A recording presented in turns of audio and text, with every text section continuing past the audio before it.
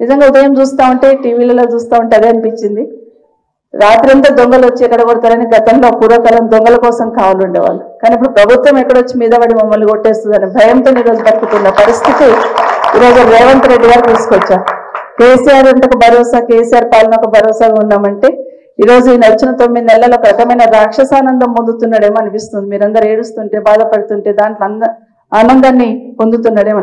నిజంగానైనా మిమ్మల్ని ఇల్లీగల్ గా కట్టున్నారు, బఫర్లో కట్టున్నారు ప్రశ్నిస్తున్న ముఖ్యమంత్రి గారు, మీ ఇల్లే చెరువులో ఉంది, ముందు తీసుకొని రండి, వచ్చి వీళ్ళకి సమాధానం చెప్పాలి. ఎందుకంటే మీ కొడంగల్లోనే మీరు చెరువు కుంటలు కట్టి ఉన్నారు, దానికి సమాధానం చెప్పకుండా ఇక్కడ వచ్చి వీళ్ళ మీద పడి మీరు ఇది చేస్తున్నారని మాట్లాడడం కరెక్ట్ కాదు. తప్పకుండా మేము పార్టీ తరఫున మీకు అండగా ఉంటాం.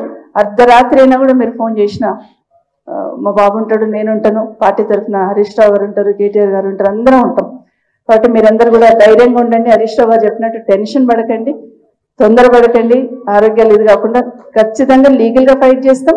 ఫిజికల్ కూడా అక్కడ వచ్చి మీకు నిలిచిన ప్రయత్నం చేస్తాం.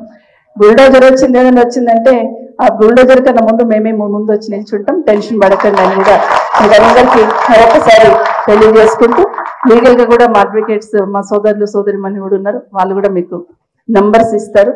మా నంబర్ అయితే చాలా మంది దగ్గర ఉంది, అక్కడ ఆ ఏరియాలో చాలా మంది దగ్గర ఉంటుంది.